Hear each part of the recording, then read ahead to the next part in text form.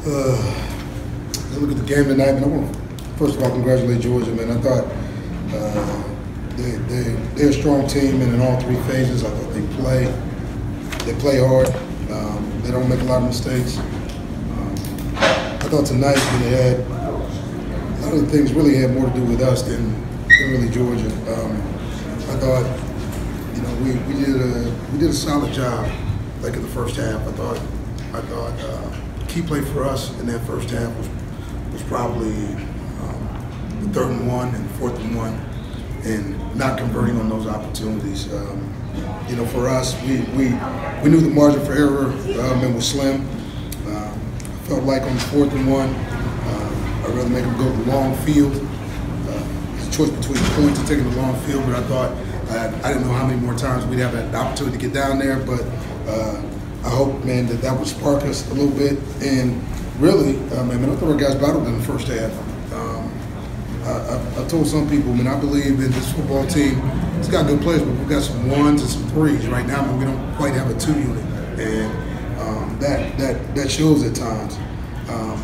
As I looked at the first half, I thought we allowed Fromm to get hot just right before half. I thought we played a good quarter and 12 minutes of football, and then we take 3 minutes and allow him to get hot. I thought, and our defense just wore down in the second half. I didn't think we started it right, but I just didn't think we had enough juice and enough energy. And as I look at it,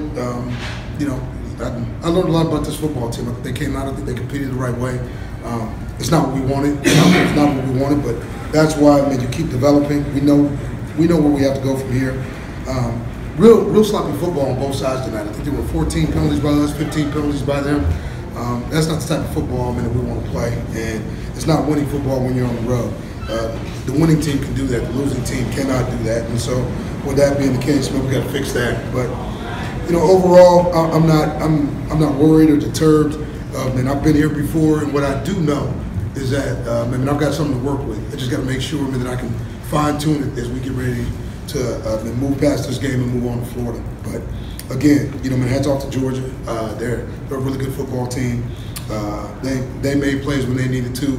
We leaked in the pass game. I thought for the most part early in the game, and we stopped the run, but too many late yards in this ball game to say, man, that it was a good outing at all. I just think I learned a lot about my football team that I can build on, and I told them in the locker room, we gotta turn around fast, look at the tape, clean it up, and not let this one affect us next week. We need to play our best ball next week. So with that being said, I'll open up for questions. The difference between the 1s and the 3s, where do you think that's hurting you most, not having those solid 2s? Well, I think, when you talk about that, it's just the idea of young guys tackling. I thought we tackled better tonight, but I think, young guys, tackling, and I think at the end of the day, just really having an understanding of playing fast and playing football in the SEC. When you're growing up, young guys, for example, you're missing Charles Wright tonight. You're missing Louis Vecchio. So you're having younger defenders, on the edge or inside. And what happens with that is that those guys, if they misfit something, the ball gets out. So we're already playing with young backers inside at times. And so with that being the case, it's like popcorn. You're trying to make sure that you can minimize the damage. But again, I think that's not why we were where we were tonight. I think at the end of the day, we wore down, and we didn't tackle well. Too many explosives earlier on, like in this ball game, and it just wound up being a little bit of popcorn. But those are things that can be fixed. Good chance both of those guys can get back next week, Vecchio and Wright. They'll actually both be back next week, okay. Which is great for us. I think at the end of the day, you want to have all your guys, but when you're missing, two veteran players that can set edges, that can rush, that can strong enough to stay in gaps, especially versus a team like this, I think it does make a difference. But for us, again, still got to play the game. We don't make any excuses. Man, we line up, we play football. Just wasn't good enough tonight. You explained why you went for it on 4th and 1. The play call, is that looking back, was there a good thought behind that? There was some misdirection, motion to the left, run up the middle. Did you like the play call? Yeah, for us, we had a guard miss a blocking assignment. Anytime you let leakage, okay, then you get vertical penetration, it winds up being a tackle for a loss.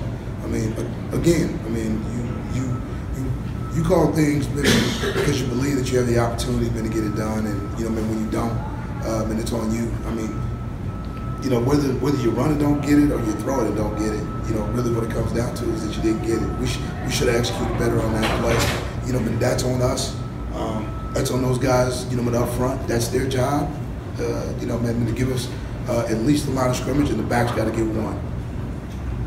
It seemed like Riley kind of bounced back a bit in the kicking game. What did you kind of see from him knocking in 2 field goals early? I thought Riley had a great night. I mean, I told him, you know, I had confidence in him, you know, going throughout the week. Told him, you know, don't overkick this week, you know, because he's one who tends to overkick. So he took minimal kicks. I thought he was on you know, most of the game, and if I had more opportunities down there, he probably would have got a lot more kicks.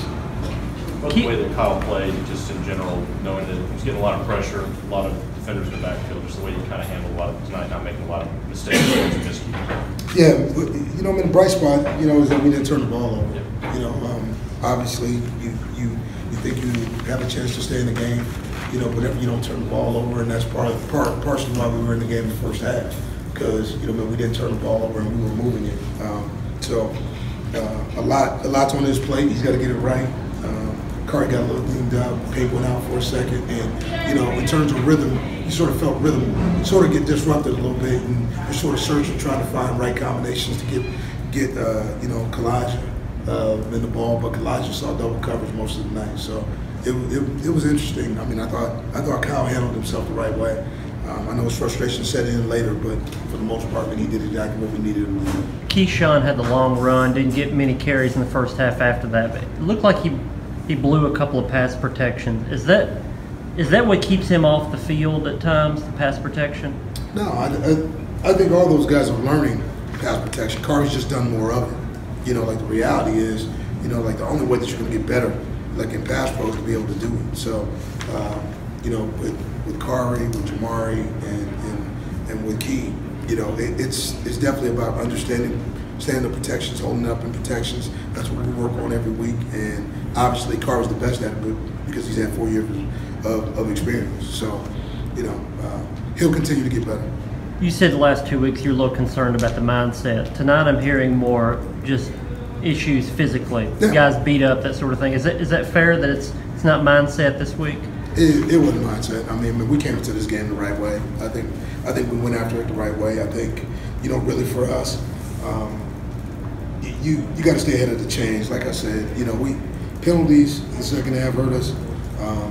Miscues, you know, defensively, you know, explosive plays, not finishing on tackling, things that start to, you know, show when you're a tired football team. You know, late in the second half, him and me just really kept showing itself again and again and again. So we're going to be fine. I felt different about this game than I did, you know, in other games. I truly saw it through a different lens tonight.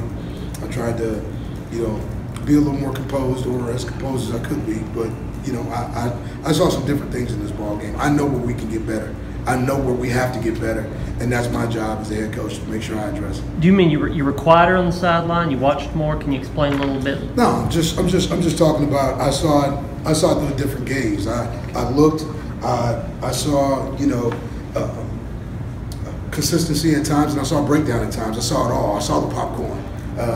I saw where guys could have strained more. I saw where guys didn't, or some guys did strain, and other guys, you know, at times just gave solid effort, not great effort. So again, all those things is different. Sometimes I see it, sometimes I don't. Tonight, then I saw it a little clearer, and now what we have to do is get back to work, because believe me, we get back at about 1:15 or 1:30. So I'll be watching the game on the flight, and then hopefully, man, I'll get to Florida as soon as I get home.